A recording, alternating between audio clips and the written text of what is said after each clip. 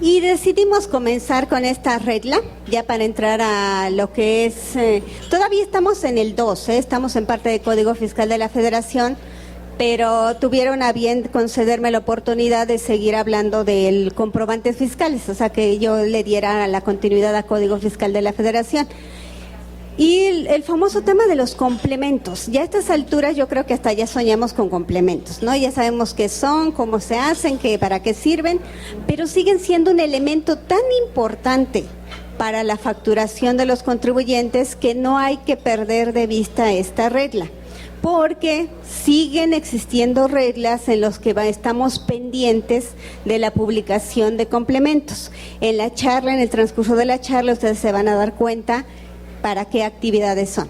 Y sobre los complementos, ¿qué debemos de recordar? Los complementos ya sabemos que es una serie de datos adicionales electrónicos que se adhieren a la estructura original de un comprobante fiscal y dan nacimiento a un nuevo comprobante fiscal adicionado con estos datos del complemento. Y no resulta obligatorio para todos, resulta obligatorio nada más cuando sean publicados en el portal del SAT por ciertas actividades o para cierto tipo de contribuyentes. ¿Y cómo los monitoreamos? A través del portal del SAT y a través de estar informados sobre la resolución miscelánea, que son los que nos dan pauta, nos dan indicio de cuáles son los que debemos esperar su próxima publicación. Entonces, vamos a estar monitoreando, cuando lleguemos a esa regla se los voy a recordar, un complemento que todavía está por publicarse. Pero bueno, dentro de los datos generales, estos famosos complementos resultan obligatorios 30 días naturales a partir de su publicación en el portal del SAT. Es decir, no existe ningún otro lugar en donde nosotros podamos consultarlos, ni en resolución miscelánea, ni en leyes, ni en ninguna otra publicación, más que a través del portal del SAT. En la misma, o nos sujetamos a estos 30 días, o en el mismo portal existirá alguna facilidad, su diferimiento o la liberación del uso. Si no hay ninguno de estos tres supuestos en el portal, se entiende que 30 días naturales resultarían obligatorios para los contribuyentes o para la actividad que se indique. Y lo más importante, y cuando lleguemos a la parte de subsidio para el empleo, vamos a ver la importancia de este último punto en donde estoy poniendo hasta una lupa chiquita, en donde nos indican que las guías de llenado, es decir, la autoridad para facilitar o para homologar o para dar a conocer cómo vamos a llenar o los comprobantes fiscales o sus complementos, establece y da a conocer a través de su portal lo que ha llamado guías de llenado. Y las famosas guías de llenado no son meros documentos de sugerencia, son documentos de uso obligatorio porque nos tenemos que sujetar a ellos cuando nosotros necesitemos o estemos obligados a emitir un comprobante fiscal. Entonces, ya vimos, complementos son de uso obligatorio cuando se publiquen en el portal del SAT y dirigidos a cierto tipo de contribuyentes o cierto tipo de actividades. Y dos, las guías de llenado que nos orienten o que nos guíen, para repetir la misma palabrita, para su uso son de carácter obligatorio, no son sugerencia. Por esta regla es que les sugerí hace un momento que entren a la declaración anual de personas morales, en donde está precargado el dato de los sueldos y salarios timbrados. ¿Por qué antes del 29? Porque justamente tenemos hasta el 29 de febrero, o sea el sábado, van a tener que hacer cancha en sus actividades de fin de semana para si es que tienen algo que corregir, porque es el último día que nos está otorgando la autoridad para que nosotros, si detectamos que existen errores, los podamos corregir, errores u omisiones en esta emisión de comprobantes de nómina. Este es un cruce rapidísimo, no crean que se los van a distraer de sus actividades. Ustedes ingresan a la aplicación de la declaración anual, está el apartado de CFDIs timbrados, lo cruzan contra su balanza y si ya cruzó, ustedes pueden respirar tranquilos. Tengan en cuenta que dentro de estos comprobantes de nómina va un concepto que no es un gasto deducible. ¿Cuál es? la PTU. La PTU no quiere decir que no se pueda restar. La PTU quiere decir que está a otro nivel. Ya está dentro del cálculo anual. Ingresos acumulables menos deducciones autorizadas menos la PTU. La PTU no tiene naturaleza de gasto deducible. Entonces, para que ustedes dentro de su cruce no se vayan a asustar de primera instancia si no les cuadra esta verificación de información, consideren que está incluido los recibos timbrados de PTU. Entonces, bajo esa sugerencia, bueno, si tienen algún error, si detectan errores o omisiones derivado de este cruce rápido, ¿qué es lo primero que tienen que hacer? Recuerden que el orden en que se tiene que corregir esta situación es identificar el comprobante que esté equivocado. Segundo, estar bien seguros que ese es el comprobante equivocado. ¿Por qué? Porque el siguiente paso es cancelarlo. Al momento en que se cancela, nosotros tenemos la obligación de emitir el comprobante correcto. ¿Y por qué en ese orden? Porque cuando estamos emitiendo el comprobante correcto, ¿cuál es uno de los requisitos de llenado? El anotar el folio del documento origen, es decir, de este comprobante cancelado que estamos corrigiendo, este folio fiscal se va a tener que anotar como documento relacionado en este nuevo comprobante de nómina. Entonces, en ese orden, cancelo, identifico, me estoy super verificando que sea ese el comprobante, lo cancelo, emito el nuevo, relaciono el folio anterior y ya tenemos el nuevo comprobante correcto para que nosotros estemos dentro del plazo del 29 de febrero y una vez que hagamos esto, en teoría, la base de datos de la declaración anual tiene que actualizarse. Quien haga este procedimiento será muy agradecible que nos mantengan informados cuál es el tiempo de actualización entre que lo hagan y entre que se actualice. En teoría debiera de ser automático, pero ustedes tendrán la mejor respuesta cuando lo hagan. Por favor. Rosita, me surge la duda. Si estamos haciendo el anual, vamos a pensar los primeros días de marzo, porque ahorita no nos dé tiempo de hacer el cruce rápido, ¿no? Un ejemplo. Entonces lo hago y ahí me doy cuenta que hay error. Si tengo mi fecha límite el 29 de febrero, ¿qué procede? Primero, la autoridad al estar, recordemos que es un comprobante de nómina, es un soporte para poder realizar una deducción. Si tenemos un comprobante equivocado, no se puede realizar, no cumpliríamos con los requisitos de deducibilidad. Es por eso que la importancia, no quiere decir que no lo hagan, Si ustedes lo detectan el 31 de marzo y se dan cuenta que está mal, pues tenemos que hacerlo, porque recuerden que es la información precargada. O sea, si no lo corregimos, no se va a actualizar la información precargada de la declaración anual. Es por eso la sugerencia y la importancia que se haga el 29 de febrero. Tenemos ya bien poquito tiempo porque ya tenemos encima que otra obligación. La prima, la de riesgo de trabajo. Sí, y las multas ahí no son nada amigables. Entonces ya tenemos, de veras, ya estamos en cuenta regresiva. Por acá, por favor, el micrófono. No, adelante. Nada más hacer el comentario, Rosita, que existe un visor en la página principal del SAT donde te permite ver el acumulado por trabajadores y por trabajador. Desde ahí puedes hacer esa comparación que tú dices. Sí, pero al menos yo creo que es más fácil trabajador por trabajador o global. Ajá. Ok, pero necesito ver lo que está precargado en la declaración anual. Es por eso la sugerencia. Lo que ya está, lo que no me va a permitir editar. Es un campo no editable, recordemos. Es por eso que necesito remitirme directamente a la aplicación con la cual voy a trabajar en marzo. O ahorita, o sea, la declaración la pueden presentar ahorita, que como van a ver con Jesús no es recomendable porque, insisto, hay errores que todavía están trabajando sobre ellos. Por allá, por favor, el micrófono. Mientras llega, continuando con el tema de los comprobantes fiscales, y nada más a manera de recordatorio, dado que esto no sufrió ninguna reforma, Podemos emitir comprobantes globales, podemos seguir emitiendo comprobantes globales bajo las mismas reglas, tenemos 72 horas para hacerlo, podemos elegir la periodicidad diaria, semanal, mensual o para contribuyentes del RIF bimestral. Sí, y sigue existiendo la posibilidad, y yo lo reitero porque hay mucha confusión, no entre ustedes seguramente, pero quizá en sus clientes.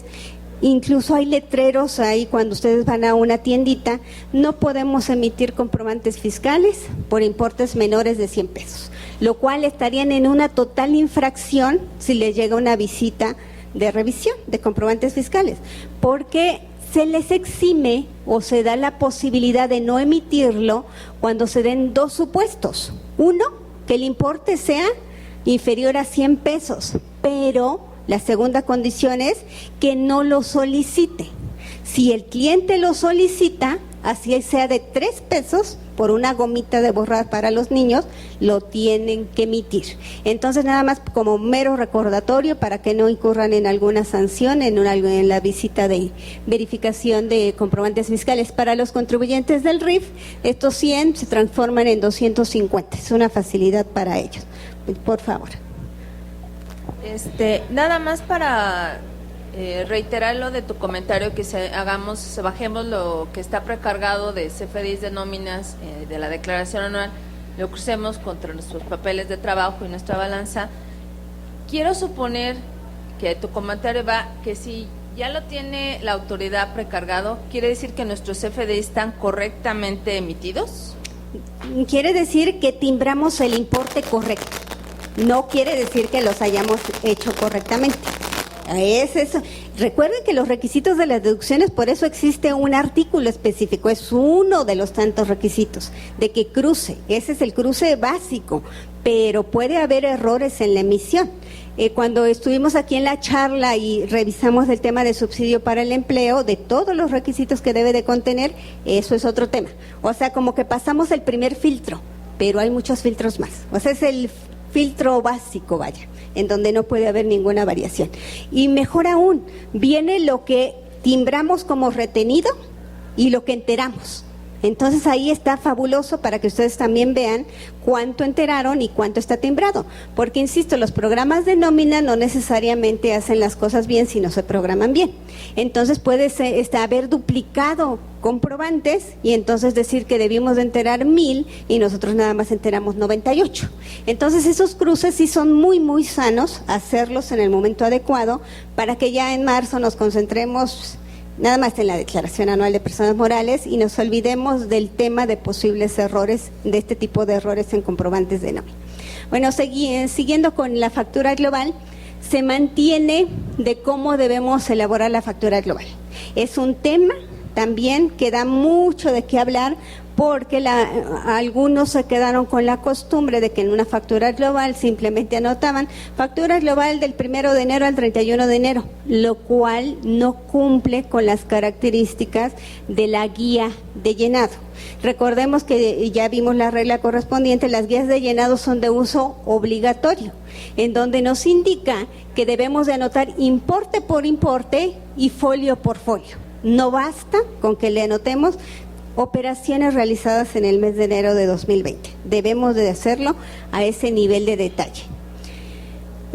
Bueno, la periodicidad, eso ya lo habíamos visto. Y este es interesante. Lo de las facturas globales, desde el año pasado se viene cocinando una reforma para todas aquellas personas que fabriquen, produzcan, procesen, transporten, almacenen, distribuyan o enajenen hidrocarburos y petrolíferos. Es decir, esto no es de interés general para todos, pero sí es conocimiento básico en materia de comprobantes fiscales. El año pasado se les dio la facilidad, aun cuando se incorporó de origen en resolución miscelánea, se dio facilidad para que estos contribuyentes pudieran seguir haciendo su comprobante global hasta el 31 de diciembre de 2019. Hoy, con la resolución miscelánea 2020, se les da todavía un margen adicional. los lleva hasta el 31 de julio para poderlo seguir emitiendo en los términos de esta regla, pero después tendrían que hacerlo por cada una de sus operaciones. Y si alguno tiene duda de que es un hidrocarburo y que es un petrolífero, aquí les anoté la descripción si queremos ser más curiosos y llegar más al fondo del tema. Entonces, la condición para que puedan seguir haciendo su comprobante global es de que facturen todas sus operaciones, incluyendo aquellas inferiores a 100 pesos. Es decir, a ellos no les aplica la facilidad que acabamos de ver, que pueden no facturar operaciones de hasta 100 pesos cuando no les soliciten el comprobante fiscal. Esa sería su única condición. Por favor. Varias preguntas. Para régimen de incorporación, sí pueden hacer el global de todo el periodo. Okay. Sí. Para prestación de servicios. Les leo la mente, ¿a poco no? Lo único que cambió, esto ya venía desde la resolución miscelánea pasada, sí cambió el número de transitorio, pero es el único universo de contribuyentes que en la descripción sí pueden anotar el periodo, es decir, no tienen que relacionar uno por uno. Ellos sí pueden hacer facturación correspondiente al primer bimestre de 2020. Es el único sector que sí podría hacerlo. Y ustedes, por favor, háganme anoten en su material aquí 2020, porque creo que se quedó con otro dato, ¿no? Aquí anoten 2020. Rosita, una otra pregunta. En cuanto a prestación de servicios, cuando no te piden el comprobante con el RFC, estoy haciendo, digamos, una nota y al final del mes hago el resumen, pero pongo recibo o nota por nota para poner el importe. ¿Eso es correcto? Eso es lo que hoy en día se llama comprobantes de operaciones con el público en general, que hasta hace muy poco conocíamos como comprobante simplificado. Okay. Pero sirve para todos los servicios y todo. Sigue estando exactamente igual, ahí no hubo ningún cambio. La única condición es cumplir con la factura global en los términos de esta regla. Okay. Muchísimas gracias. Al contrario. Perdón y buenas tardes. Sí, buenas tardes también. Comprobantes de nómina. Esto también no tiene ningún cambio. Recordemos que en términos generales, conforme al 41 del reglamento del Código Fiscal de la Federación, tenemos máximo 24 horas para mandar a timbrar la operación por la cual que nos obliga la emisión de un comprobante fiscal. Sin embargo, en el caso de comprobantes de nóminas, nos dan un plazo adicional dependiendo del número de trabajadores que tengamos. El plazo que la mayoría utiliza es de 3 días hábiles. Sin embargo, hay una aclaración en esta regla para los casos de pagos por separación o ejecución de resoluciones judiciales o laudos. Es decir, el momento en el cual podemos o debemos emitir el comprobante fiscal de nómina. Aun cuando esta regla nos dice que en este tipo de supuestos nosotros podemos emitirlo a más tardar el último día hábil del mes, quiero darles como sugerencia de que esto no significa que si hacen el pago a los trabajadores en una junta o en su oficina, no tengan el comprobante que avale el detalle de lo que le están pagando. Dicho en otras palabras, si ustedes tienen este comprobante fiscal en el momento de realizar el pago, sería lo ideal. Pero si no, ustedes pueden timbrarlo a más tardar el último día del mes a que corresponda. Hagan de cuenta que ustedes tienen que ir a la junta hoy y entregar un cheque de 100,000 pesos y no les dio tiempo de timbrar el comprobante de nómina, entonces ustedes no van a llegar en blanco. Tienen que llevar un documento, aunque sea al estilo antiguo, del desglose de lo que le están pagando, para que tengan una firma de recibido de la persona que está captando los recursos, a los cuales está llegando los recursos. Y ya después, en los términos de esta regla, ustedes lo harán el comprobante fiscal. Esto es como mera sugerencia, porque muchas veces si se ve de manera aislada, los contribuyentes pueden distraerse y pensar que no es necesario obtener una firma de lo que estamos entregando. Y eso es altamente peligroso, más en materia laboral, ¿no? por favor. Esto habla de a más tardar en más lo tardar. que es nóminas y esto, pero sí los puedo timbrar antes, ¿no? Por ejemplo, Si tú ya sabes, ajá. o sea, de cualquier nómina, Ujú. porque tengo una cliente que es así, o sea, se timbra la quincena antes, días antes para que ella la pueda pagar. Ujú. Sí, antes sí, sin mayor problema, siempre y cuando se cumpla el supuesto del pago, porque recordemos que debemos de anotar la fecha del pago. Ujú. Entonces puede ser o que la transferencia no funcionó o mil cosas, entonces ahí tendríamos que cancelarlos y emitirlos de manera correcta. Pero sí, sí, sabemos si se cumple el supuesto, lo podemos hacer antes. Ujú. Bueno. Comprobantes por impuestos federales. En términos generales, los impuestos sobre la renta IVA no es un gasto deducible, pero durante el tiempo en que ya nos vimos inmersos en este mundo, en que todos los gastos que pretendamos deducir estén amparados con un comprobante fiscal, nos llegaba a la mente qué pasa con los recargos. ¿Los recargos es un concepto deducible? Sí. ¿Cuál es nuestro comprobante fiscal? Pues resulta que no hay comprobante fiscal en la estructura técnica del famoso 3.3, no hay comprobante. Entonces se incorporó desde hace un par de años esta regla en donde dice que tratándose de impuestos federales, la federación se considera que cumple la obligación de expedir, entregar y poner a disposición con el acuse de la declaración y el pago correspondiente. Es decir, ustedes con esos dos acuses ya tendrían la posibilidad de efectuar la deducción. Este es uno de los temas, yo creo que viene cocinándose desde el año pasado y algo está sucediendo que no permite que se lleve a cabo el objetivo. ¿Por qué?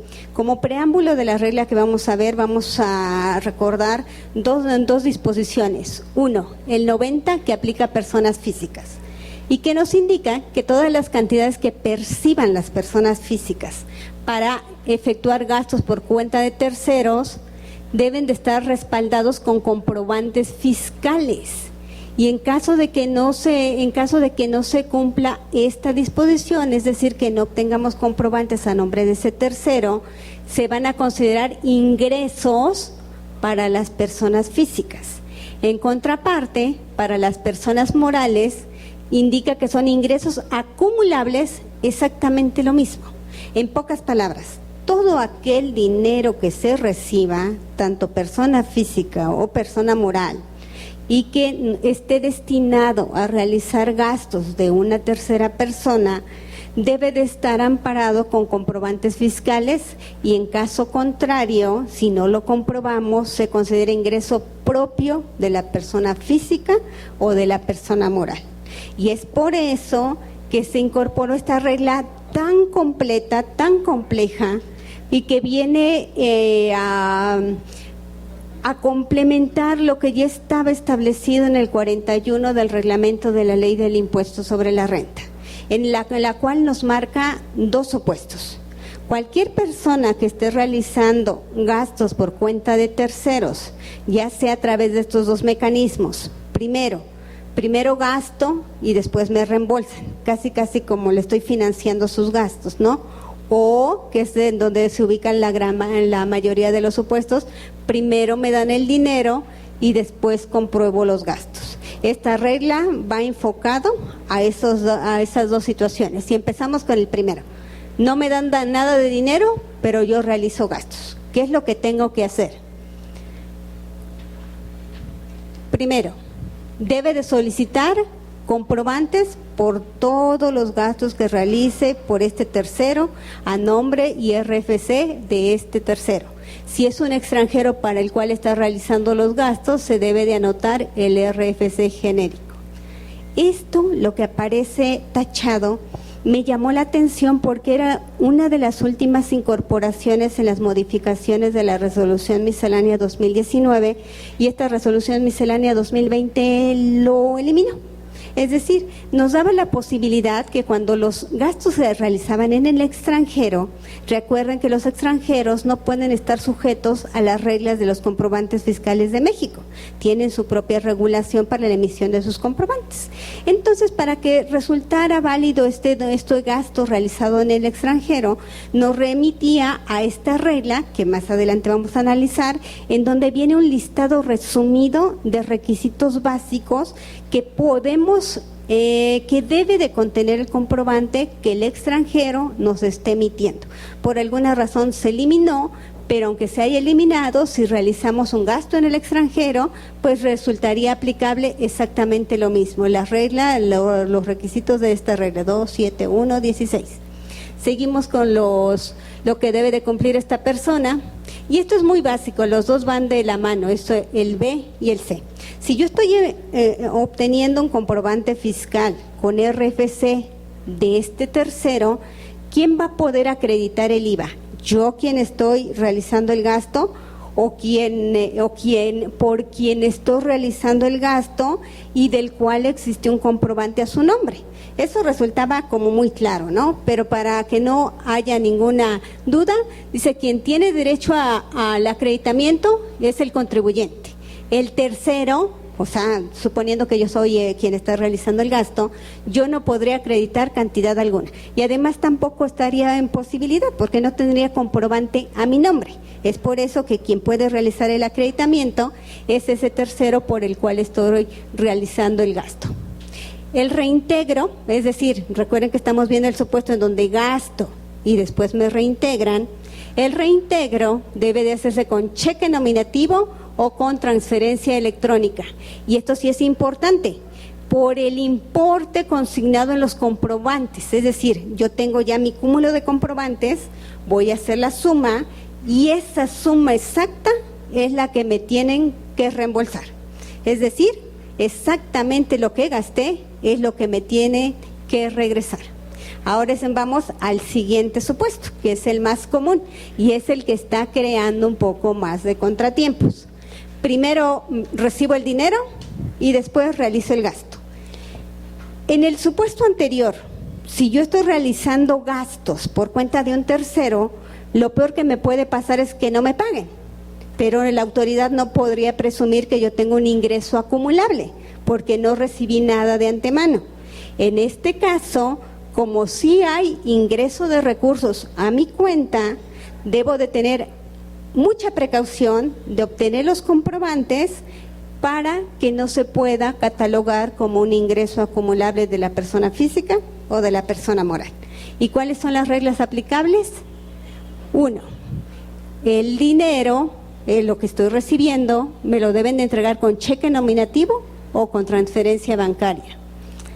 Este segundo supuesto también me llama la atención, porque de origen, cuando recién se incorporó esta regla a la resolución miscelánea, indicaba que este tercero debe de identificar en una cuenta independiente y se creó mucha confusión. ¿Cuenta de qué tipo? ¿Cuenta bancaria? ¿Cuenta contable? ¿O qué? Se había aclarado en la primera resolución de modificaciones 2019 y en este 2020 lo vuelven a quitar. Entonces otra vez quedamos como en el origen, ¿cuenta de qué tipo? Aquí el año pasado quedaba claro que era una cuenta contable, es decir, no necesitamos abrir una cuenta bancaria exclusivamente para cada uno de los contribuyentes que me estuviera dando recursos. Hoy vuelve a quedar exactamente confuso. Debo de identificarlo en una cuenta independiente, únicamente dedicada para este fin. Por similitud, yo sí podría entender, salvo que cada quien realizara la consulta a la autoridad, que se sigue refiriendo a una cuenta contable. Bueno, el tercero debe de solicitar, como en el caso anterior, los comprobantes que yo obtenga deben de estar con el RFC del contribuyente por el cual estoy realizando el gasto. Después, ¿cómo viene ahora la parte complementaria? De aquí podrían resultar dos supuestos. Uno, que exista quizá algo que me tengan que regresar, que yo gasté de más y finalmente me tengan que reembolsar, que aplicaría lo que vimos en el primer apartado. O dos, que ya realicé los gastos y me sobró dinero. Entonces, ¿cómo viene ese regreso del diferencial que no utilizamos? En caso de que exista un remanente, una vez realizados todos los gastos, el tercero debe de reintegrarlo de la misma forma. Es decir, si lo recibí con cheque, lo tengo que regresar con cheque. Si lo recibí con transferencia, lo tengo que regresar con transferencia. ¿Y cuánto tiempo tengo para hacer este reingreso? Lo debo de hacer a más tardar el último día del ejercicio. Se flexibilizó porque en sus orígenes esta regla nos daban únicamente 60 días hábiles. Ahora nos da hasta el último día del ejercicio para poder reintegrar estas diferencias. Pero si son cantidades que recibí en el mes de diciembre, y eso es nuevo, lo que aparece en azul es lo novedoso para esta resolución miscelánea 2020, si lo recibí en diciembre, tengo a más tardar el 31 de marzo del ejercicio siguiente. Pero ¿qué pasó si ya, supongamos que hoy estamos 31 de marzo y la persona no regresó las diferencias no utilizadas? Tendría que emitir un comprobante fiscal de ingresos para reconocer el ingreso en el mismo ejercicio fiscal en que fue percibido el ingreso. Está así de drástico. Yo recibí dinero en diciembre. Tuve hasta el 31 de marzo para regresar las diferencias no gastadas. No las regresé. Tendría que emitir un comprobante en esta fecha, pero acumularlo en 2019. Entonces, hay que estar muy, muy cuidadoso del reintegro de estas diferencias. Este reintegro hasta antes de esta regla no estaba previsto. Lo que está buscando la autoridad es que justamente haya un seguimiento de todo este recurso, cómo se están gastando y cómo se están regresando las diferencias, para que no vayan a quedar ahí rezagadas sin ninguna naturaleza fiscal. Los comprobantes fiscales. Aquí lo único que nos indica, quien está realizando el gasto por este tercero debe de entregarle la comprobación, incluyendo los comprobantes fiscales, que nosotros ya sabemos que son electrónicos. Pero si no se los entrega, de todas formas el contribuyente, dado que fueron emitidos a su nombre, los puede descargar en el portal del SAT, ¿no? Entonces, o los recibe de la persona que realizó el gasto, o los descargo del portal del SAT. Y aquí viene el famoso complemento del cual les hablé en el inicio de esta charla, de esta segunda parte de la charla. A este tipo de contribuyentes les está obligando que en el momento en que facturen sus servicios, es decir, la cantidad que cobren por realizar los gastos por cuenta de terceros, en ese comprobante incorporen un complemento y se le ha llamado de identificación del recurso y minuto de gasto por cuenta de terceros. Este es uno de los complementos que están pendientes de publicarse en el portal del SAT. ¿Y qué es lo que desea conocer la autoridad? En términos generales, ¿cuánto recibe? ¿Cuánto gasta? ¿Cuáles son los comprobantes que está entregando como comprobación de ese gasto? ¿Y cuál es el diferencial que le está regresando al contribuyente que sí va a poder realizar el gasto? Vamos a estar muy pendientes porque esto desde el año pasado estamos pendientes y no se ha publicado. Y esto aplica a una cantidad interesantísima de contribuyentes, comenzando por notarios, agentes aduanales y todos aquellos que se dediquen a este tipo de actividades. Por aquí ya atrás el micrófono, si me hacen favor, no sé por dónde ande. Y como está pendiente de publicación, nos remitimos al 19º transitorio, en donde dice que tan pronto se publica en el portal del SAT y transcurrido el plazo, que cuántos días serán, 30, transcurrido 30 días, va a resultar obligatorio. ¿Micrófono no apareció? ¿Quién tiene?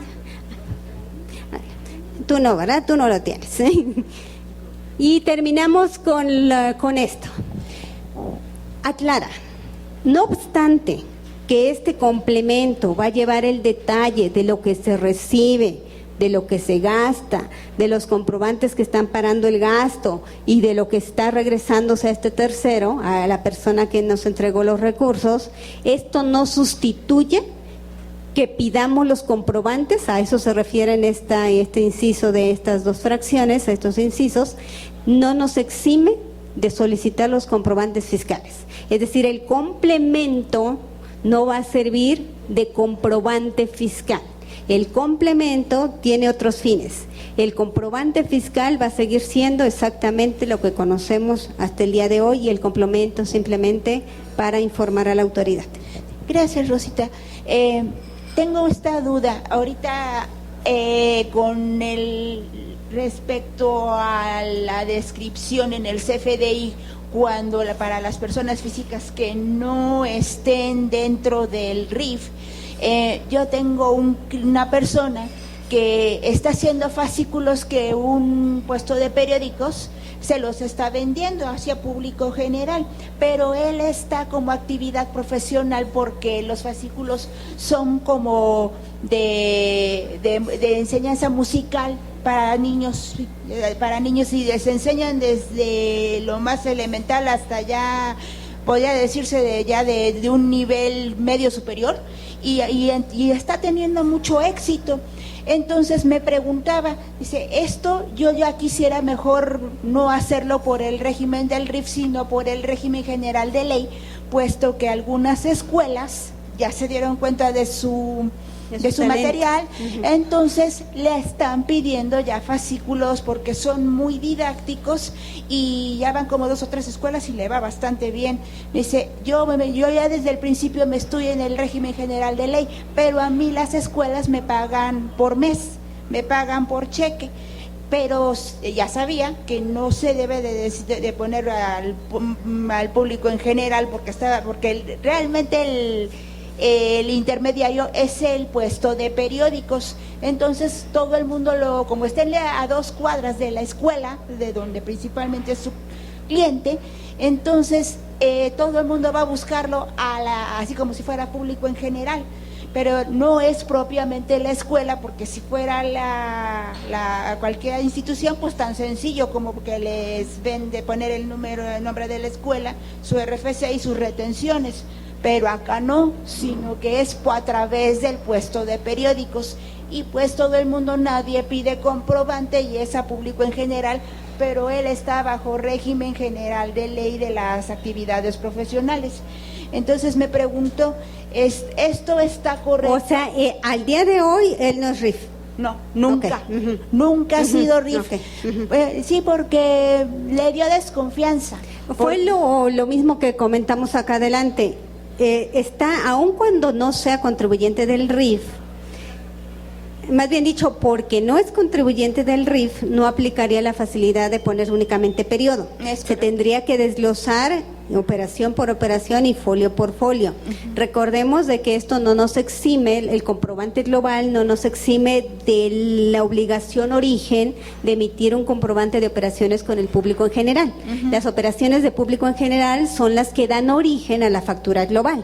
Entonces lo que podría hacer él, o lo que tendría que estar haciendo, es hacer una factura global, si quiere, del día, y si no, nadie le solicitó ningún tipo de comprobante, pues simplemente desglosar la operación del día. Vendí 100 fascículos a 100 pesos y esto es mi factura del día. Pero ahí sí se tiene que desglosar el número de ejemplares que se vendieron en un día. Si fueron 50 en un día, 50 el día primero, se vendieron 20 el segundo, el día 2 y así constantemente, y hacerlo todo el día. Porque eso me preguntaba, yo no soy RIF. Yo soy incluso está como artista, no está como solamente como actividad profesional, sino también del régimen de otros ingresos, porque está como artista, donde tiene la subespecialidad de que son personas de que está explotando por obras escritas e inscritas bajo las leyes del derecho de autor. Y recordemos, y esto para no adelantarnos y tampoco errar mucho en la información, recordemos que personas físicas es tan interesante, tan bondadoso, porque no nos ubicamos siempre en un mismo capítulo. Dependiendo de la actividad, igual como la venta del automóvil clásico, que debe de ubicarse en el capítulo de enajenación de bienes, y que no es lo mismo que si fuera una auto que utilizara para su actividad, que tendría que acumularse en el capítulo de actividad empresarial. Son muchísimos supuestos. Entonces, Ahí sí estoy totalmente de acuerdo que debemos de estar conscientes en dónde estamos y bajo ese capítulo es que nos regula el marco Sí. correspondiente. Por eso era el error o confusión de que me decía, es que no solamente soy actividad profesional, sí, porque pues es licenciado, en primer lugar es músico, y luego es licenciado en literatura y licenciado en pedagogía. Y con todo esto, pues está por actividad profesional, pero con los fascículos que los inscribió en derechos de autor, entonces también entra dentro de los otros ingresos, dentro del margen de las personas que explotan obras. Habría que ver, escritas. porque de origen un artista está en el capítulo de actividades empresariales y profesionales. Por eso digo, no hay que meternos mucho porque hay decreto de estímulos fiscales para artistas, hay el tratamiento especial Cierto. que tú nos comentas de otros ingresos, pero enfocándonos al comprobante, tiene que desglosarlo por operación, Por no operación. aplica lo del periodo. Sí, incluso le pregunté en el SAT y esto que te estoy diciendo, eso fue lo que me dijeron y eso es lo que yo se lo estoy llevando, de a uno por uno, pero era la duda de que es que yo no soy RIF para hacer un comprobante mensual, sino de a uno por uno y en eso me quedó a mí la duda. Pregunté en el SAT, pero ves que preguntas a dos o a tres y los tres te dicen cosas diferentes. Pero yo lo ¿A estoy poco? ¿De veras? ¿Eso sucede? Entonces, pues por eso, yo lo estoy haciendo yo para quedar bien con todo mundo y mi Sí. conciencia de a día por día. Sí, de Por eso. repente el hecho de que haya tanta información circulando del RIF distrae a los otros, ¿no? Como que pueden, oye, ¿y por qué ellos sí lo pueden hacer? Bueno, ellos son ellos y tu régimen es este, ¿no? Es otro. Ujú, ujú. Gracias, Rosita. No, al contrario. Por allá, y no sé si alzó alguien más la mano. ¿Recuerdan que les dije que había ciertos requisitos básicos para cuando cuando realizamos un gasto de un residente en el extranjero y cómo comprobarlo y poderlo hacer deducible bajo el marco normativo territorio nacional? Pues es esta regla. Y fíjense que únicamente entre comillas, nos pide que cumplamos con 6 de los requisitos para un comprobante fiscal, que son los que están enunciados, pero no sé si ya te llegó el micrófono, adelante, por favor. Considerando la parte de la emisión del CFDI del complemento, si este tercero es asalariado, pero de otra empresa, y a esa persona es a quien se le deposita el dinero, ¿Qué hace? es asalariado, digamos que es un empleado que cuando ¿Pero sale… lo es por gastos de viaje? No, Ah, ok. no. Porque esto no aplica a gastos de viaje, ¿eh? No. Eso ya queda excluido. Ajá. No, digamos que es un mensajero. De un trabajador. Ajá. Sí, es asalariado, Ujú. pero de una empresa. ¿Pero qué es lo X. que hace? Es mensajero. Y No, por eso parte de la es su empresa, actividad de subordinado. Ajá. Pero ¿qué hace como para que le depositen esos recursos? En ocasiones se le solicita que, ahora sí que por favor, por mero favor, haga trámites ante, no sé, el gobierno del Estado de México, tenencias y demás, Ajá. y se le deposita el dinero. Nosotros emitimos el CFDI de, no sé, tenencias o multas, y bueno, pues ahora sí que no hay ningún problema, no hay remanente ni nada, simplemente sí se le deposita el dinero importe exacto, y quizás se le está depositando a la misma cuenta de nómina. a su cuenta de nómina Ah, ok. de la otra Entonces empresa. ahí debemos de controlarlo a través de los CFDIs de nómina, porque recordemos que un cruce de información que está haciendo la autoridad es todo lo que está llegando a la cuenta de nómina. Debe de coincidir con lo que estamos timbrando. Ese es otro cruce, ¿eh? Entonces, si no coincide lo que su cuenta está recibiendo 1,000,000 de pesos y nada más timbre 800, puede haber una discrepancia fiscal por los 200. Entonces ahí entraría con todas las características de comprobación como viáticos, aunque no son viáticos, o sea, ya sabemos que tiene otra naturaleza, pero como te doy, o sea, y si lo comprueba, entonces lo descargo, bajo los términos que ya conocemos de ahí, de los comprobantes de nómina. A ver si entendí. Entonces, de la empresa que le emite su CFDI de nóminas, ¿tendría que emitir ese complemento? No es complemento el comprobante de nómina en sí ya es un complemento, es complemento de nómina. En ese complemento de nómina existe un tratamiento especial, descarga la guía de llenado, en donde cómo cuando le transfiero recursos, cuál es la clave que debo de utilizar y cuando me lo comprueba, qué clave tengo que descargar. Pero ahí tendría que ser por la situación de que está llegando a su cuenta de nómina.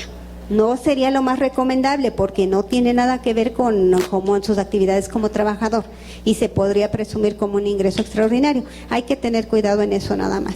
Se le podría abrir, bueno, ¿Mande? se le podría solicitar a manera personal abrir una cuenta. A ver, quien le transfiere los recursos no es la misma empresa que le paga los salarios, que No. ese es el detalle que me acaban de comentar por acá. Está peor el asunto. Está peor el asunto porque en realidad su cuenta de nómina debe de estar ligado, debe de recibir únicamente los ingresos para la cual fue creada, es decir, su sueldo. Si un tercero le está depositando, entonces ahí tendría complicaciones y debemos de separar las cosas, debe de ser en una cuenta totalmente diferente para poder controlarlo a través de todo lo que ya acabamos de ver. Ok, y bueno, en caso de que se aperture una cuenta adicional, el complemento de pago, ¿quién lo hace? En teoría se presume que no lo está haciendo gratis, entonces que le van a pagar algo. En ese comprobante de su pago es donde va a incluirse el complemento. Ujú. Es que ni siquiera es actividad. En teoría, sí es en este caso específico dice que es un favor que le hace a la otra empresa, pero la autoridad no le va a hacer clic. O sea, ¿cómo está haciéndole favor a una empresa sin contraprestación? Hay que analizarlo para dejarlo lo más transparente posible. ¿Por acá levantaron algo? No, ¿verdad? Muy bien. Bueno, entonces estos son los requisitos. A mí lo que me llama la atención, por ejemplo, nos concentramos en la fracción cuarta, dice los requisitos establecidos en el 29A, fracción quinta. Si hacemos memoria y traemos a nuestra mente qué dice la fracción quinta, dice que debe de contener la unidad, no hay mayor problema, la cantidad, la unidad de medida. ¿Qué proveedor extranjero va a anotarle la unidad de medida? La unidad de medida fue un invento no fue un invento, fue una incorporación que se incluyó en esta famosa versión 3.3. Y recuerden que hay un catálogo extensísimo de las unidades de medida. No sabemos, o sea, en realidad esto sí sería imposible que le digamos y ponle unidad de medida también, ¿no? Bueno, cantidad sí, unidad de medida y descripción. La unidad de medida veo muy, muy remoto que lo puedan consignar. Todo lo demás creo que es altamente posible. En la fracción sexta es muy importante, porque recuerden que toda aquella operación que lleve implícito una retención debe de estar bien soportada. Y quizás se nos olvida que el artículo 1A de la ley del IVA obliga a personas físicas y morales que paguen que compren bienes o que renten bienes de un residente en el extranjero sin ubicación fija en territorio nacional, están sujetos a la retención del IVA y por esta retención tienen que emitir el complemento. Entonces, este complemento no es complemento, es comprobante de retenciones e información de pagos. Este comprobante de retenciones va a ser parte integrante de lo que debemos de incorporar a esta regla para que tenga validez el gasto que estoy realizando, que le estoy efectuando a extranjeros. Esto es más especializado y quienes tengan más curiosidad, remítanse al 10, primero al 1A de la ley del IVA, al 10 y al 21 de la ley del IVA, para tener todo el marco completo. Ahora sí, vamos a seguir con lo que ha causado mucha confusión, a raíz de que nos desaparecieron el famoso clasificador el año pasado. Ya estábamos, de veras, al principio generó cierta resistencia, ¿cómo voy a clasificar? Y tantos comprobantes y todo. Y cuando finalmente ya lo desaparecieron, ahora ¿cómo voy a ver si se me está olvidando un comprobante? O sea, en uno fue el periodo de adaptación, ¿no? Y en el otro, cuando vimos que no era tan malo, cuando lo desaparecen, no, pero era más fácil y así me recordaba lo que gasté, ¿no? Total, que hoy en día ya no está el famoso clasificador. Pero derivado de la desaparición del clasificador, se modificaron ciertas reglas, porque cuando existía el clasificador, las personas que lo utilizaban, porque era una opción para algunos, obligatorio para otros, pero quienes lo usaban tenían dos bondades. Uno, el no envío de la DIOT, y dos, el tema de la contabilidad electrónica, que para muchos vino a ser, pero agua fresca, ¿no? En un día caluroso. ¿Qué pasó? O sea, ¿qué pasó en el momento en que desaparece el clasificador? Ahora sí ya tengo que presentar contabilidad electrónica y enviar la DIOT. Se reformó y hoy en día está de la siguiente manera, en esta regla de resolución miscelánea. Y únicamente va dirigido a este tipo de contribuyentes, personas físicas. Todos los que no se encuentren aquí significaría que están obligados a cumplir su obligación en materia de contabilidad, tanto de contabilidad electrónica y envío de manera mensual, como envío de la DIOT. Entonces, estos dos tipos de contribuyentes, personas físicas con actividad empresarial y profesional del capítulo 2, es lo que conocemos como el famoso régimen general, ¿no? Estos de actividades empresariales y profesionales y los que obtengan ingresos por arrendamiento, personas físicas cuyos ingresos en el ejercicio inmediato anterior no excedan de 4 millones de pesos, son los únicos que pudieran estar gozando de esta facilidad. No enviar la contabilidad electrónica y no presentar la DIOT. ¿Cuál es la realidad? Que muchos de ellos, aún ubicándose en este supuesto, les está llegando recordatorios que no han presentado DIOT y peor aún, a muchos más, su opinión de cumplimiento es en sentido negativo. ¿Qué tenemos que hacer aquí? Tenemos dos posibilidades, vía corta, vía larga. Uno, solicitar la aclaración a través de un caso de aclaración a través de mi portal. Dos, si lo que están pidiéndoles es la DIOT y no quieren seguir esta vía larga, pues preséntela y también presenten el caso de aclaración. ¿Por qué? Porque muchos de los que están solicitándola es para licitar y si no tienen su opinión de cumplimiento positiva, no van a poder licitar. Entonces, hay que ser, yo creo que hay que atacar, bueno, no atacar, hay que irnos por las dos vías. Uno, presentar el caso de aclaración y dos, si ustedes ya les surge obtenerla de manera positiva, pues presenten lo que les están pidiendo que presenten. No digo que sea fácil, no digo que vayan a invertir poco tiempo, es laborioso. Sobre todo es la DIOT, no he visto el caso de la contabilidad, es únicamente por la DIOT. Entonces presentan su DIOT, no quiere decir que automáticamente cuando terminen de presentar su última DIOT va a actualizarse y va a generarse de manera positiva. Van a tener que, sí, todavía tiene un periodo de gracia para actualizarse. Por favor, ¿tienes el micrófono? Sí, me hacen favor de pasarlo para acá. Bueno, pero el fundamento, si ustedes van a presentar su caso de aclaración en mi portal, sería este. Y acreditar que en el ejercicio inmediato anterior no excedieron de estos 4 millones de pesos. Pero recuerden que están diciendo ingresos del ejercicio inmediato anterior. Quizá estos contribuyentes obtuvieron por ahí ingresos por dividendos que jamás les reportaron y entonces exceden con mucho estos 4 millones de pesos. Muchas veces los contribuyentes, no sé, honestamente no sé con qué intención, pero omiten su información, casi como para decir, si no te digo, pues no voy a declarar y no voy a pagar, ¿no? Pero si de acuerdo a los registros del SAT excedieron de estos 4 millones de pesos y el contribuyente no se los comunicó a ustedes como asesores fiscales, entonces, bueno, no son asesores fiscales, ¿verdad? Son contadores nada más, ¿no? Y hace rato que comentaba Evita que nosotros éramos los terceros informantes.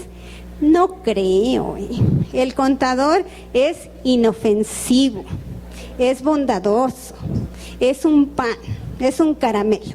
De veras, es una profesión tan noble que creo que los últimos sería el contador quien estaría avisándole a la autoridad. ¿Recuerden la película de Una mujer sin filtro? ¿Sí la vieron? La última versión. Ella sí iba a acusar a su jefe de la compra de facturas falsas, ella sí lo puede hacer, pero en serio los contadores veo muy difícil, somos muy nobles y somos inofensivos. Ale, por favor.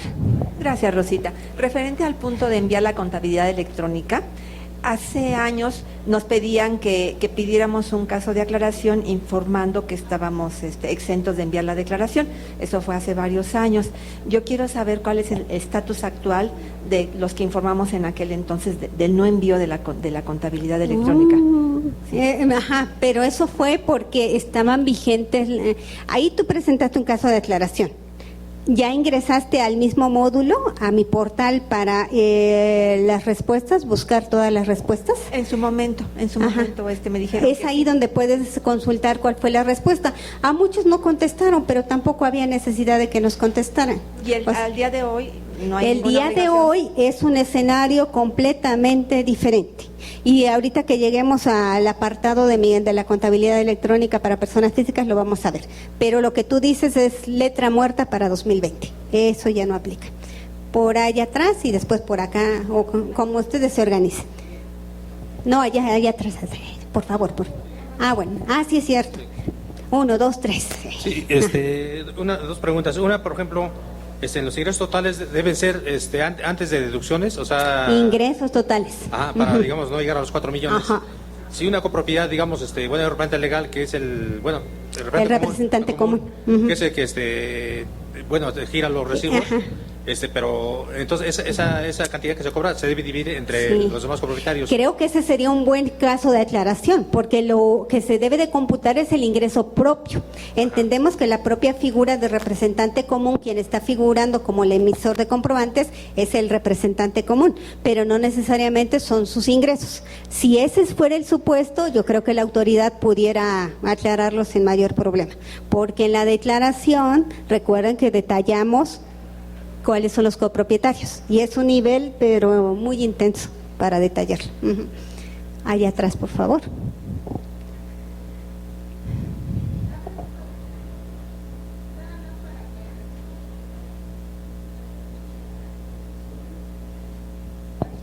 Perdón, nada más para aclarar lo de los gastos por cuentas de terceros.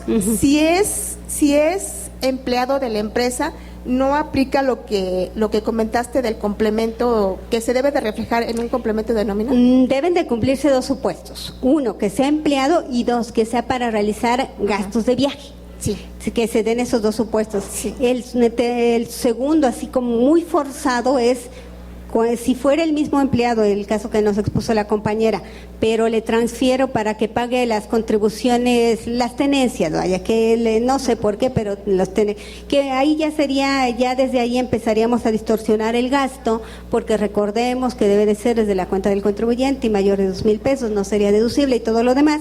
Pero bueno, si fueran esos gastos diferentes a los gastos de viaje, entonces sí tendríamos que ver el menos efecto de riesgo para ambas partes, porque eso no está diseñado para esos efectos el comprobante de nómina, sí este complemento que acabamos de ver. Sí, porque realmente son los dos casos. Uno, es un empleado que se dedica a hacer gestorías de trailers, porque a lo mejor se lo lleva la grúa, entonces le depositan para que vaya a sacar esos trailers, pero son depósitos fuertes porque a veces las mordidas son de 50,000, de 100,000 pesos, ¿Qué es eso de 80,000. mordida? Bueno, No para que conozco. puedan sacar los trailers. No, sí. Ajá, sí. Entonces, a este empleado pues se le ha depositado esas Cantidades intensas. Entonces, lo peor del caso es de que no son comprobables. Exactamente, o sea, ese es uno de los casos.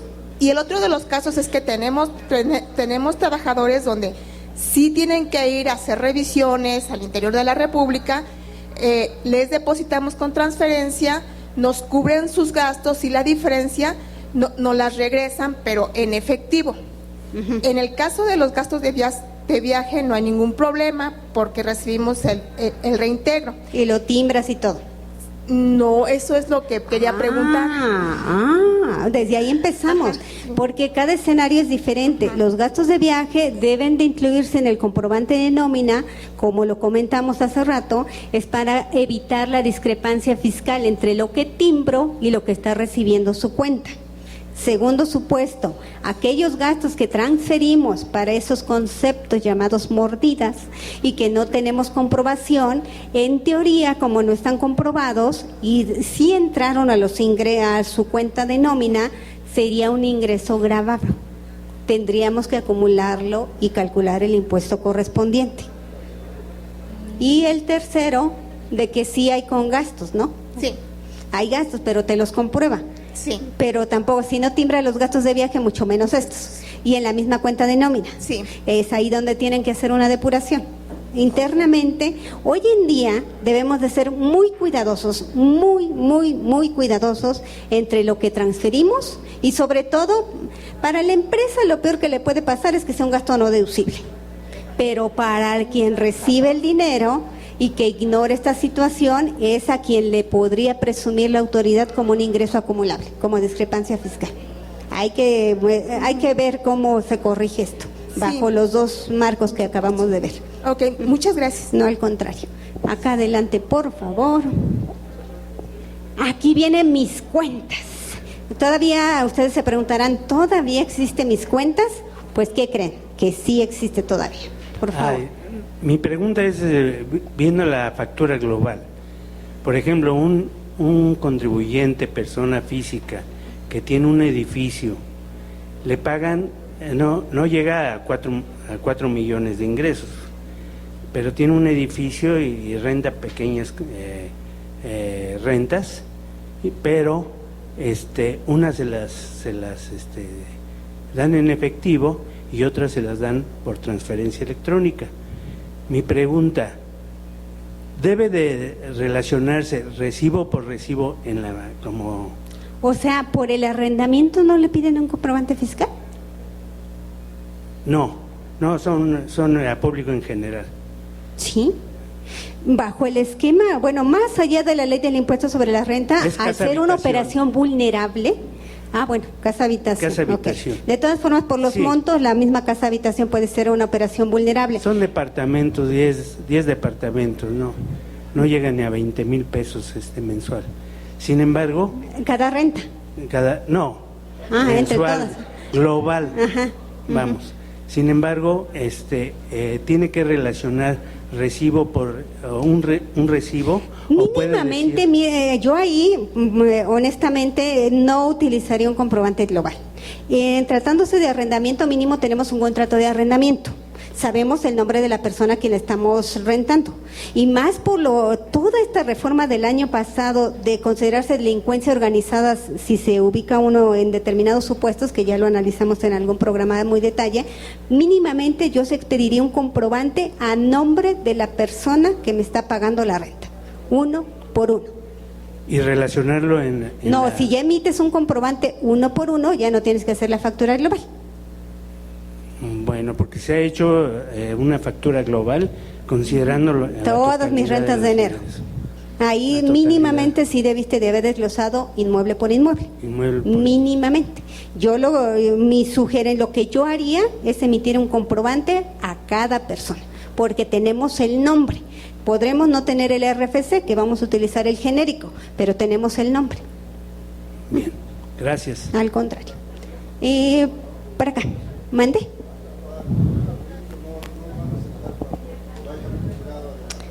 Ok, sí, esperemos. Es que muchas personas lo practican así todo el tiempo que sienten que nunca lo van a necesitar. Regresando a lo de la contabilidad electrónica, si es capítulo de actividad, honorarios, capítulo 2, ¿no? Ajá. 2. Capítulo 2. Me decías tú que el total de los ingresos, pero solo de ese capítulo, ¿no? Porque Ahorita si tuvo- voy acá. No, en términos generales, lo que vimos hace un momento respecto... a ver, vamos a regresar para no confundirnos con esta nueva regla que vamos a acá. Ajá. Acá. Quienes estén en el capítulo de honorarios y actividad empresarial Y y arrendamiento, que no excedan de 4 millones de pesos, están relevados de estas dos obligaciones, Sí. en términos generales. Y de ahí, De ahí, si aparte percibe dividendos, tuvo honorarios, pero por los dividendos sí rebasaba. aquí ya empezamos a ramificar. Tenemos dividendos y honorarios. De honorarios, ¿cuánto tenemos? 2 millones. ¿Exactos?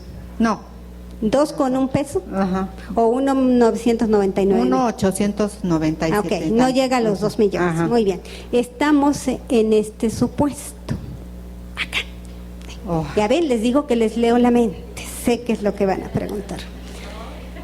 Sí, soy bruja. Mis cuentas. Sí, caray.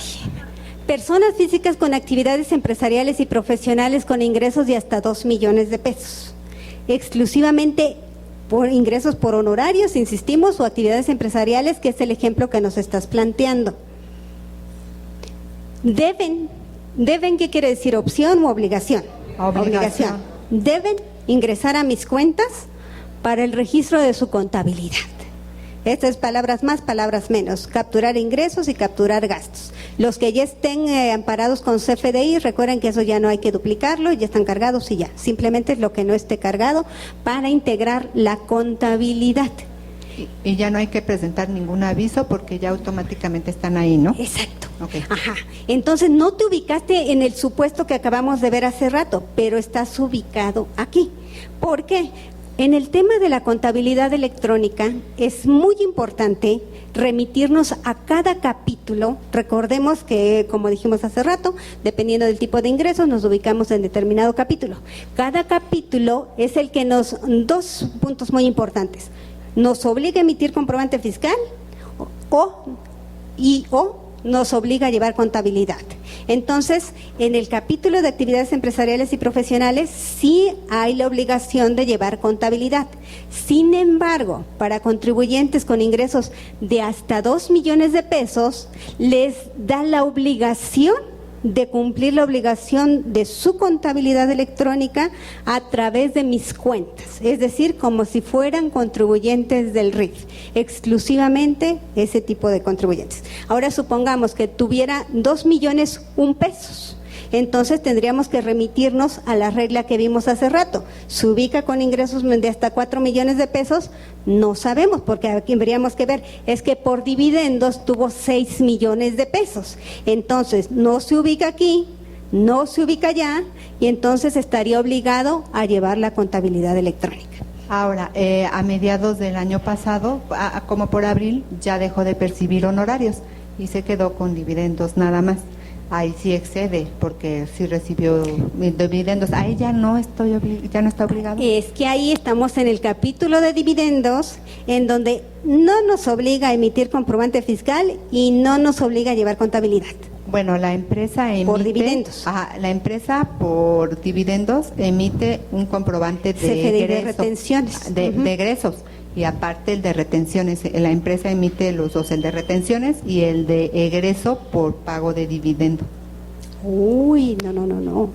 Lo que debe de estar emitiendo la empresa es el CFDI de retenciones e información de pagos. El de egreso sería totalmente improcedente. Sí. Gracias. No, al contrario. ¿Sí quedó claro? O sea, no podemos establecer una regla general. Debemos de ver el caso específico, el régimen específico, el importe específico de ingresos y ver si nos ubicamos aquí o nos ubicamos en el otro apartado. Por favor. Rosita, una pregunta. Cuando el contribuyente por honorarios no rebasa ni 1 millón de pesos y no está obligada a la contabilidad electrónica ni a la DIOT, pero le están llegando invitaciones, está la incertidumbre de que al cumplir con enviar la DIOT… ¿Qué dice la invitación?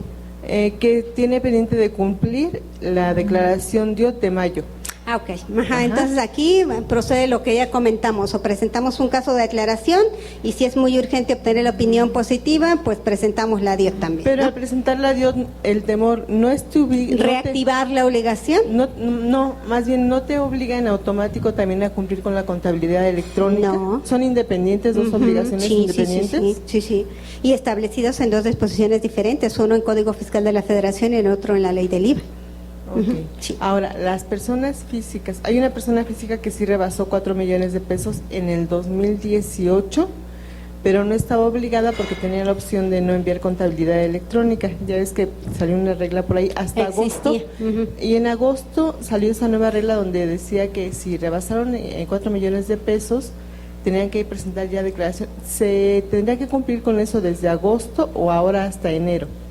Aquí, ¿qué año dices que es? ¿2018 o 2019? 2018 ya rebasó los 4 millones, pero no presentaba. Pero es que aquí lo difícil va a ser que en este poquito tiempo que nos queda podamos ver, porque los que nos han hecho favor de acompañarnos, hemos visto cómo se ha transformado esta regla de mis cuentas.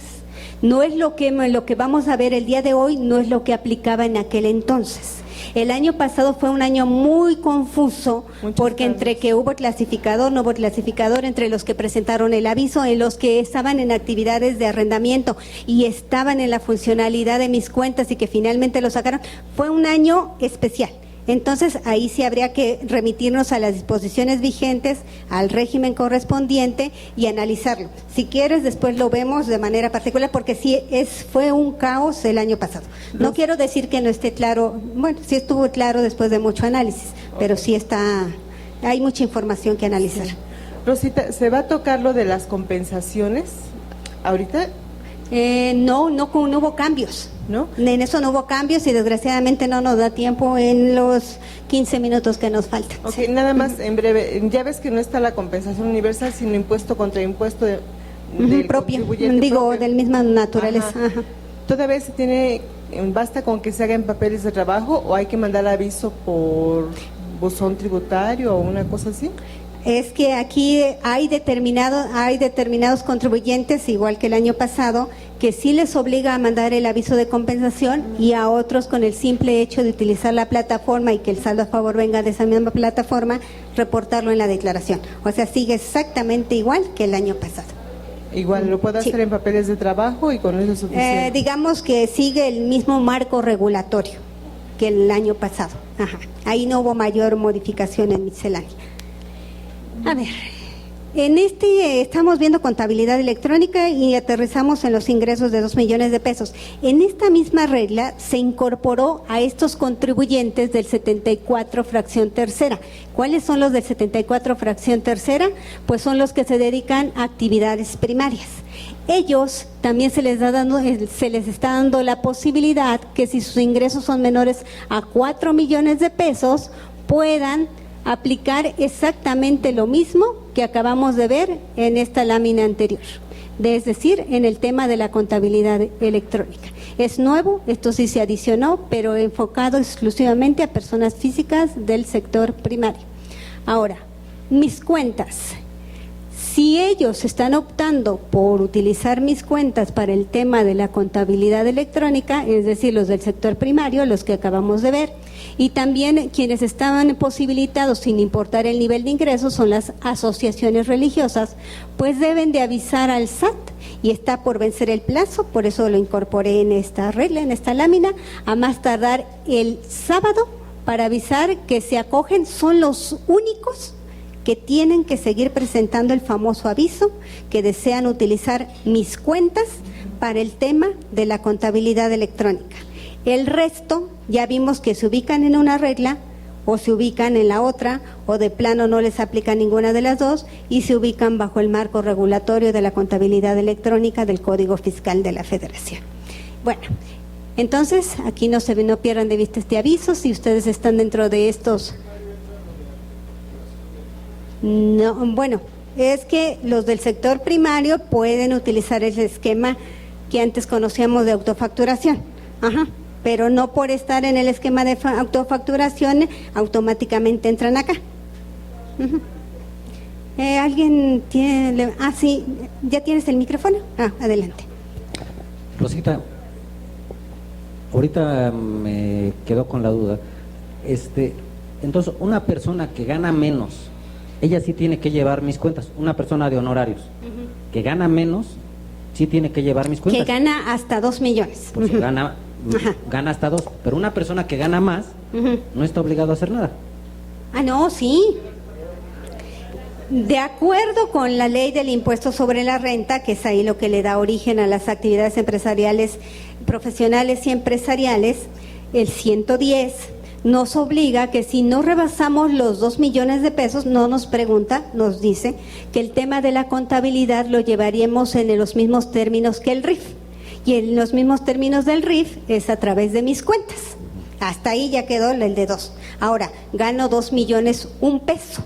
Aquí tengo dos posibilidades. O ejerzo la facilidad que acabamos de ver en esta regla, en la que me da la posibilidad ni DIOT ni contabilidad electrónica porque no rebaso los 4 millones de pesos, o no rebasándolos puedo llevar la contabilidad. Pero a los únicos que no les da ninguna opción es a los de hasta 2 millones de pesos. Lo tienen que llevar a través de mis cuentas. Los que reban de 2 millones hacia arriba tienen la posibilidad a ubicarse en esta facilidad o llevarla en los términos que nos marca el Código Fiscal de la Federación. Mi duda sale con esto. Al menos me estás diciendo, de un peso a 1.999.000, sí tengo que llevar mis cuentas. Obligatoriamente. ¿Sí? Pero si gano 2 millones, un peso, hasta 4 millones, me puedo aplicar esto y ya no hago nada. Exacto. ¿Sí? Lo que tú dices y ya te entendí. O sea, si gano hasta 2 millones de pesos, tengo que llevarla en mis cuentas. Y si me ubico en este supuesto, no tengo que llevarla ni en mis cuentas ni mandarla. Sí, o sea, sí, tienes razón. No tengo que utilizar mis cuentas ni tampoco la envío. Y la duda que me sale con esto es, ¿por qué en el portal del SAT, a la hora de presentar la declaración de personas físicas, ahí nada más hacen referencia a que las personas físicas con ingresos menores a 4 millones de pesos no tienen la obligación de hacer nada? Bueno, no tienen estas dos. Es apegándonos a esta, pero le sale a todas las personas físicas. Se supone que si yo tengo, que el SAT lo está publicando, lo está imprimiendo en su pantalla, y ahí no me especifica que menos de 2, nada más dice 4 millones. Dice, no estarás obligado al envío de tu contabilidad electrónica. Y finalmente, el utilizar mis cuentas no es un envío de contabilidad electrónica. Ahí dice que no se envía. No se envía, se registra en mis cuentas. Pero eso no se considera envío. Recuerda que el envío es en los términos del Código Fiscal de la Federación en su fracción tercera y cuarta de este famoso artículo, se me fue, 29, 39, de contabilidad. O sea, la diferencia sería entre la palabra, una es envío y la otra registrarla. Sí, aquí lo que me está diciendo, y de hecho aquí está, miren, yo recordándoles el 28. El 28. Esta regla me remite específicamente al 28, a la fracción tercera y a la fracción cuarta. La fracción tercera es llevar la contabilidad electrónica y la cuarta es enviar mensualmente los archivos electrónicos, que no es lo mismo. En mis cuentas no genero archivos en formato XML ni los envío, simplemente si ya todo está amparado con comprobantes de ingresos y deducción, hasta ahí llegó, pero si tengo algo adicional, lo tengo que registrar. Entonces, una persona con ingresos menores a 2 millones de pesos puede tener contabilidad electrónica. ¿Menor a 2 millones? Menor a 2 millones. En teoría no. Está obligado a utilizar mis cuentas. O sea, no puedo hacerla que yo. En algún momento nos preguntaron, oye, pero yo quiero llevar mi contabilidad electrónica a mandarla. No te van a regañar. No, pero aquí, por ejemplo, con esta opción dices, sí la voy a llevar, pero no la voy a enviar. Es que en teoría no te están eximiendo de llevar contabilidad, Hay que ser muy, muy cuidadoso. En ningún momento nos están diciendo no lleves contabilidad. Lo que nos están diciendo, no la envíes, que es diferente. Por eso, alguien de menor a 2 millones de pesos quiere llevar la contabilidad en forma electrónica en lugar de llevar mis cuentas. ¿Se puede? Sí, se puede, pero aparte tienes que utilizar mis cuentas. Doble. Sí, es obligatorio, o sea, no es opcional. En teoría, consideran mis cuentas una facilidad. Gracias. Es obligatorio. Sí, y nace del 110 de la Ley del Impuesto sobre la Renta. Bueno, ya sé que no vamos a terminar, pero bueno. Vamos a ver mis cuentas tenemos ya muy, muy poco tiempo. Vamos a ser discriminadores de información. Este cuadrito les va a ayudar a identificar mis cuentas, sus 4 funcionalidades. ¿Quiénes lo pueden utilizar cada uno de ellos de manera obligatoria? Por ejemplo, aquí, ¿para quién es obligatorio mi contabilidad en mis cuentas, conforme a lo que acabamos de ver? Para el RIF y para actividades empresariales y profesionales de hasta 2 millones de pesos. Todo lo demás, lo único que tiene que declarar forzosamente en mis cuentas son los contribuyentes del RIF. Para todos los demás, facturar tanto sus ingresos como su nómina es opcional en los términos de estas reglas. Entonces, esto, si ustedes tienen curiosidad, remítanse a la regla correspondiente. Creo que esto nos va a facilitar y nos va a ubicar en este momento, porque insisto, esta regla y mis cuentas ha sido de lo que más movimiento ha tenido en resolución miscelánea en los últimos años. Y el año pasado ni les digo, o sea, fue un verdadero caos. Uh-huh. Uh-huh.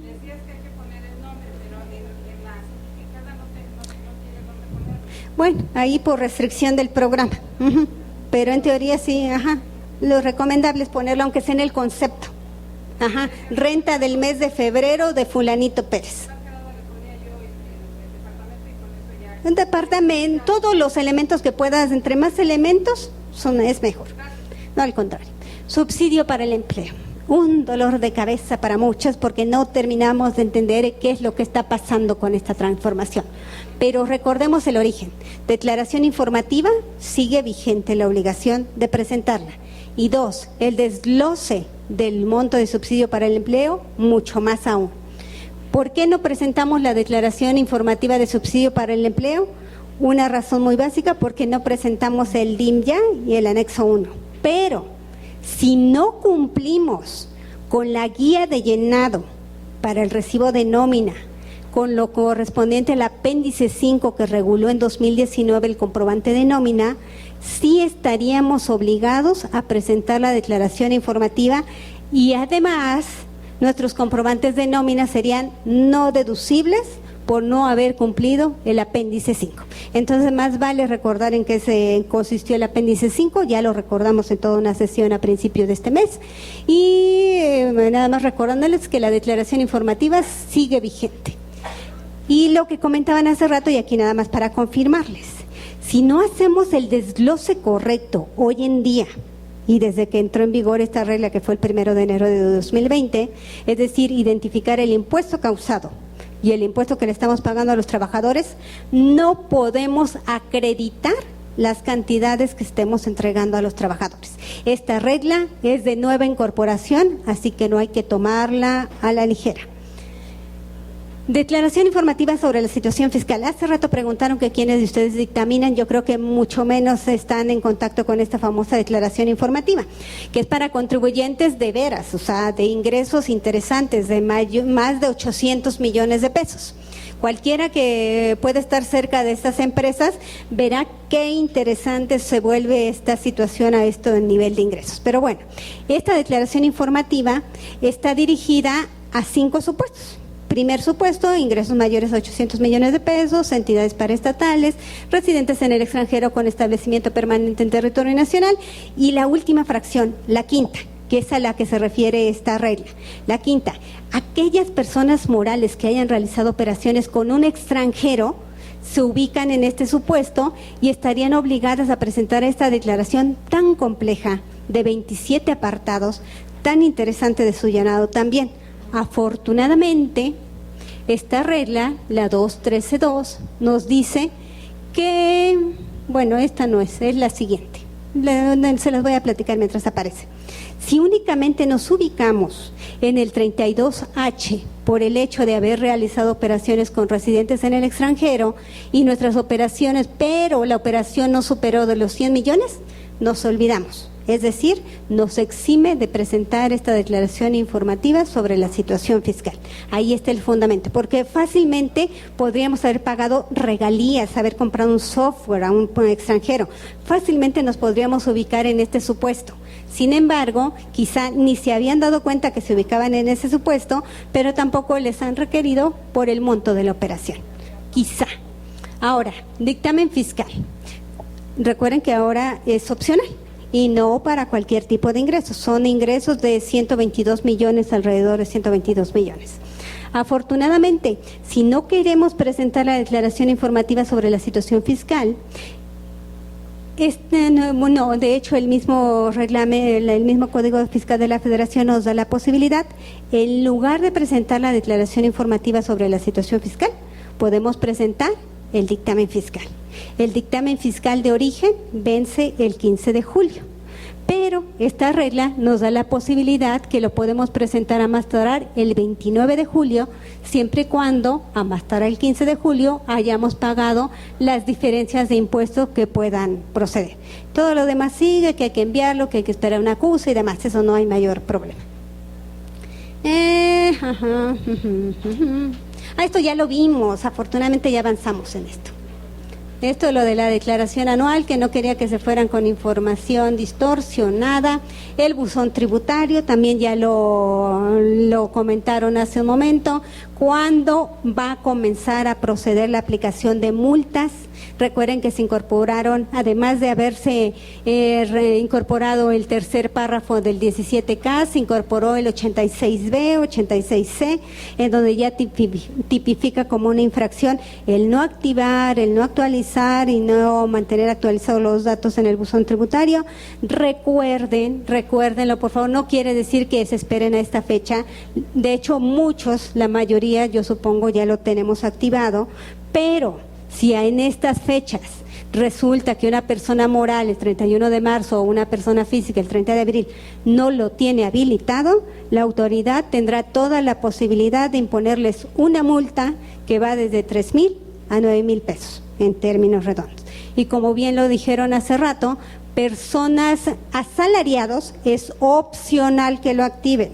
Personas del RIF y este nuevo capítulo de plataformas, ellos están eximidos. Son dos figuras diferentes. Asalariados, opcional. Eximidos, los del RIF y los de ingresos de plataformas digitales. Entonces tenemos tres grupos: los obligados, los opcionales y los eximidos. Entonces, ¿quiénes son los eximidos? Opcional, asalariados y asimilados. Ingresos exclusivos de esos dos. Muy bien, sí están despiertos. Este capítulo, ¿recuerdan que les dijo el contador que nadie le entiende?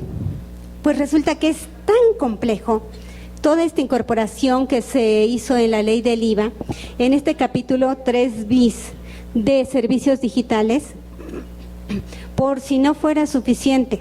Estas dos secciones que se incorporaron, en resolución miscelánea se incorporó todo un título y se dividió en 3 secciones, todas estas reglas. Ahora, el extranjero, quien proporciona este servicio, uno esperaría que nos diera nuestro comprobante fiscal, pero como es un residente en el extranjero, lo único a que va a estar obligado a es emitirme un comprobante en formato PDF. No olvídense del comprobante fiscal como nosotros lo conocemos, obviamente porque se rige bajo un marco regulatorio diferente al territorio nacional. Y estos datos son los que tendría la obligación de asentarlos. Es muy extenso, nada más voy a comentarles lo más relevante. Si esta persona no se inscribe, no nombra a su representante legal, no obtiene su firma electrónica, pero nosotros sí recibimos los servicios, ¿qué creen?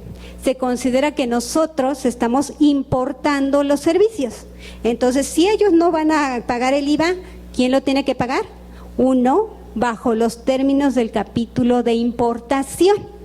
Y nos vamos a remitir al capítulo de importación, y si ustedes ya no hacen nada en la vida porque son millonarios y nada más ven la tele y contratan los servicios, lo van a reportar como un acto accidental. Ya me imagino, ¿no?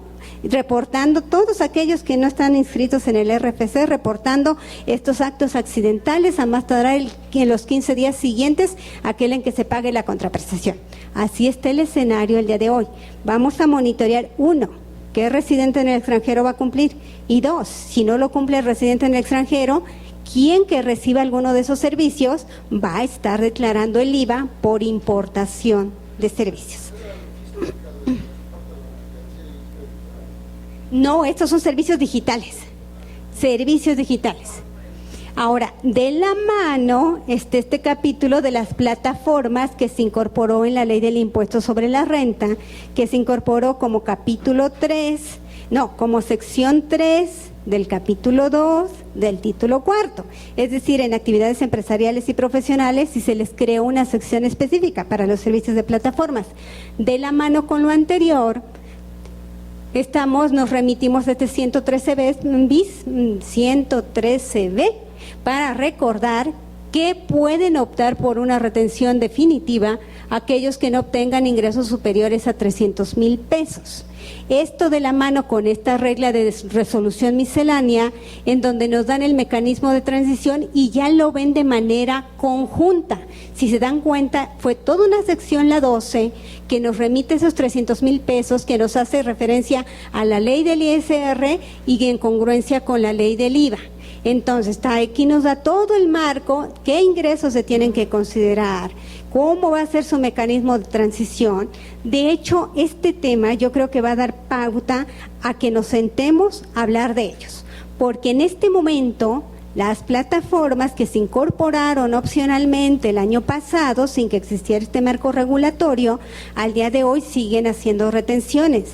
¿Qué va a pasar cuando concluye este periodo en el que pueden seguir aplicando el mismo procedimiento de 2019, que concluye el 31 de mayo? Va a venir un periodo de transición de en dónde estoy tributando hasta el 31 de mayo y en dónde voy a migrar a partir del 1 de junio. Honestamente lo veo muy complicado, sobre todo para el sector de contribuyentes a los cuales va dirigido estas secciones. Pero bueno, tenemos que, para la transición, tendríamos que presentar aviso por retenciones opcionales a más tardar el 30 de junio. Y una vez ejercida la opción, no permaneceríamos ahí durante los 5 años siguientes. ¿Cómo está el régimen de estas famosas plataformas? Ahí está un cuadro resumen. Ay, desafortunadamente ya no nos da tiempo de repasar, pero es lo que les comentaba. A estas plataformas es a quien fue dirigida, es una retención y tenían que cumplir todos estos requisitos. Lo que es de llamar la atención, y vamos a aterrizar en la 45, cómo cambiaron los porcentajes de retención. Vean cómo estaban los porcentajes de retención en 2019 y cómo quedaron en 2020. Los de 2020 son congruentes con lo que marca la nueva sección tercera del capítulo 2, pero miren qué drástico cambio. Hasta 2019 por 25,000 pesos era un 3%. Ahora por 25,000 pesos, ¿cuánto va a ser? ¿En dónde nos ubicaríamos? Más de 21 y nos ubicaríamos en un 8%. Las tablas cambiaron radicalmente. Eso es lo primero de llamar la atención. Ay, el servicio, aquí también hay un famoso complemento, ese ya está vigente, y aquí les puse nada más una partecita de todo lo que hay que informar. En este 57º transitorio, que es el último, hace rato preguntábamos cuántos transitorios había, 57 transitorios existen en la resolución miscelánea. Y aquí está el periodo de transición. Quienes estén en estas plataformas, no se preocupen, automáticamente a partir del 1 de junio la autoridad los va a ubicar, y esto es para llamar la atención. ¿En qué régimen van a tributar a partir del 1 de junio? En el régimen de actividades empresariales y profesionales, es decir, en el régimen general. Para los del RIF, dice, bueno, si tú consideraste las retenciones como definitivas, si sigues cumpliendo las reglas, que en este caso el límite de ingresos, como dijimos, son 300,000 pesos, puedes seguir considerando tus retenciones definitivas bajo este nuevo marco que va a empezar a partir del 1 de junio. Esto nada más se los puse de referencia porque es una confirmación más de en dónde van a tributar las personas que se ubiquen en esta nueva sección tercera, en el capítulo del régimen general. Y para terminar, recuerdan que había una iniciativa en la que se proponía establecer un mecanismo de retención por las ventas de catálogo. Finalmente no prosperó, pero se nos indicó que a través de reglas de carácter general se nos daría el marco regulatorio para este tipo de contribuyentes. No lo hay, no se ha publicado ningún marco para las ventas por catálogo, que esa sería la novedad. Ay, y ahora sí, como dice Vita, hablé como merolico, pero bueno, creo que avanzamos, ¿no? Y si no, pues les dejé la inquietud para que puedan ya remitirse a la fuente y ver lo que pudieran tener dudas. Los que se tengan que ir, muchísimas gracias. Yo me quedo nada más con 2 dudas, con las 2 manitas levantadas, porque si no me van a sacar aquí con una escoba, ¿no? Recuerden que les dije que era bruja, ¿no? Por favor, tienes el micrófono. Muchísimas gracias. Los espero para personas físicas, como les dije, no encontrábamos buena fecha, porque recuerden que ahora es Semana Santa en el mes de abril. Entonces, ojalá les quede bien, creo que lo más viable, escogimos 14 de abril, esperemos que les quede bien y esperemos contar con su asistencia, y Jesús seguramente también los espera aquí el 11 de marzo. Muchísimas gracias. No, a ti, muchísimas gracias. Si quieren ustedes dos, como nada más son dos manitas levantadas, vénganse para acá para que... son tres manitas levantadas.